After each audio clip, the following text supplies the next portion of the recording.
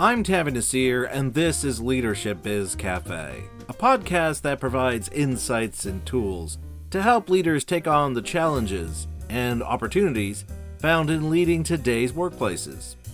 Leadership Biz Cafe is brought to you by Tavi Nasir Leadership, our leadership firm that offers keynotes and corporate trainings in both in-person and virtual settings that will help you to improve the way you lead and guide your organization's growth and future successes. To find out how we can help you today with your leadership challenges and discover your untapped opportunities, visit our website at tavinasir.com. And now let me get the espresso machine warmed up as it's time to brew another Leadership Espresso Shot.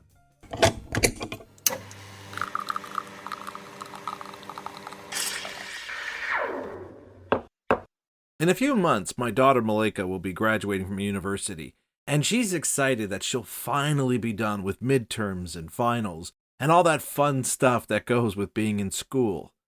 A few days ago, we were talking about her plans after she graduates, and one of the things she shared was how she was looking forward to no longer having to worry about what kind of grade she got in this class versus that one, and how she did in this semester compared to the previous one. Of course, the proud parent in me couldn't help but remind her how in every year of high school, she won awards for earning an over 90% average, which Malika was quick to dismiss, saying, "Yeah, but that was high school. University is so much harder." But then I reminded her of something she told me when she had earned her second academic award in a row for having an over 90% average. When Malika came home and told us the wonderful news, I asked her what she thought was behind her repeated success. Was it because she used the same approach to studying as the year before? Or did she have to do something different to ensure she'd win this award again? After I shared this story with Malika, I realized that it reflected a similar thought process leaders have to grapple with when their team achieves success. Namely, now that we're successful, do we keep doing what got us to this outcome, or do we need to make changes to ensure we continue to be successful going forward? With this in mind, I'd like to share 3 important lessons Malika's story reveals about what we can learn from success. Lessons that shed a light on what drives us over the long run to bring our best efforts to the work we do. The first lesson is, success teaches us to be persistent no matter what stands in our way. After Malika earned that first academic award, she became more driven to succeed. It didn't matter what challenges or obstacles she had to contend with in her schoolwork, as she was determined to once again be recognized as one of the best students at her high school. Malika had learned from that success that those inevitable difficulties she faced in school were not a reason to give up, but simply a sign that she had to push herself even harder if she wanted to achieve that kind of success again. Now, it's a common scenario that when an organization achieves success, there is this tendency to avoid daunting obstacles or approaches that could rock the boat, and instead focus on taking initiatives that serve to more solidify and reinforce their past successes.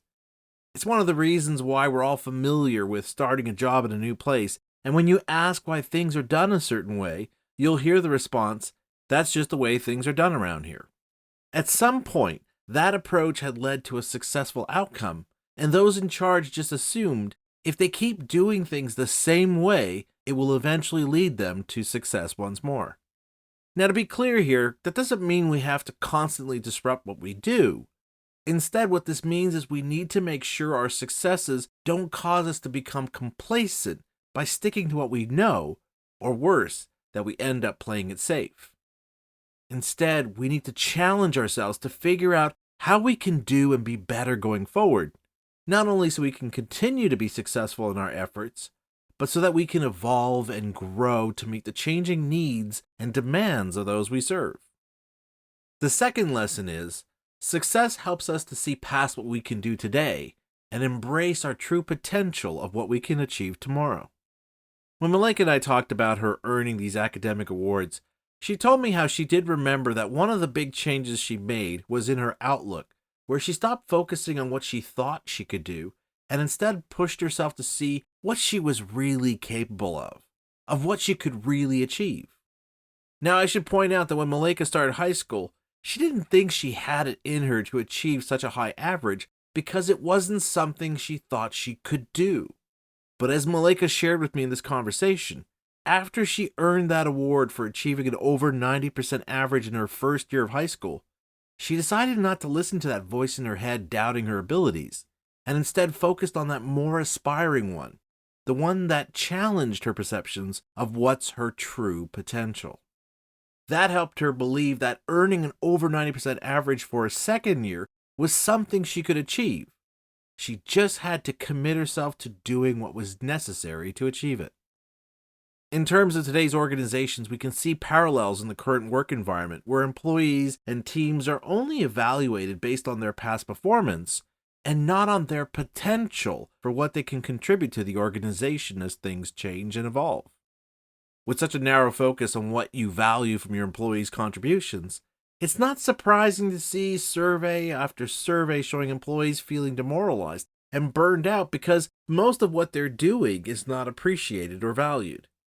And as we're seeing, so many organizations are losing out on tapping into the full potential of what their employees can truly achieve, which explains why we keep seeing articles and stories about how so many employees are checking out when they show up to work. After all, it's hard to aim for success when those in charge fail to see or appreciate what you're truly capable of. And the third lesson is, success is only the beginning of the journey we're currently on. As Malika and I talked about these academic awards she earned, we started talking about all the other moments of success she's achieved since then. After we were done, I could see this look of pride on her face because she began to appreciate how all these different moments of success taught her something about herself, not just in terms of her potential, but of her willingness to stick with something, to see it to the end despite how long or challenging the path might be. Not to mention pushing herself out of her comfort zone to see how far she could stretch herself. And we both appreciated how, with every success she had, it wasn't the end of her journey. Rather, these successes served as milestones to remind her of what she's achieved and what she could accomplish going forward. In fact, because of this talk, Malika got inspired to take on some new challenges she's been thinking about as she nears the end of her academic career. By looking back at her past successes, she was reminded of her ability to overcome challenges that at the time seemed insurmountable, and how those successes didn't define her limits, but instead served to inform what she could achieve going forward by daring to challenge herself to take on that mountain that stood before her. Similarly, when it comes to the successes you lead your team to achieve, while it's important that you celebrate them, it's equally important that you recognize that it only represents the beginning of what you and your team can achieve if you keep at it and keep pushing yourself and everyone you lead to do and be better. So while there are many important lessons we can learn from our failures, I hope hearing about these 3 lessons will also help you to appreciate how your successes can also serve to inform you of what you need to do to continue to excel in your efforts, so that you might once again experience that joy and elation that comes when we achieve our goals. And if the ideas and insights I shared in this Leadership Espresso Shot resonated with you, and you'd like to explore this or other timely insights into how to adapt your leadership to address the workplace challenges of today, I'd like to invite you to reach out to connect with me so we can discuss that further. Just fill out the contact form at tavanasir.com, where you can also find my speaking page to learn more about the topics I cover in my keynotes and corporate workshops, as well as to read some of the endorsements I've received from other leaders who've attended my talks. And if you're enjoying my podcast, I'd be grateful if you could do me a favor and just take a moment here to rate my podcast on your favorite streaming platform. I'm Tavan Nasir, and you've been listening to Leadership Biz Cafe.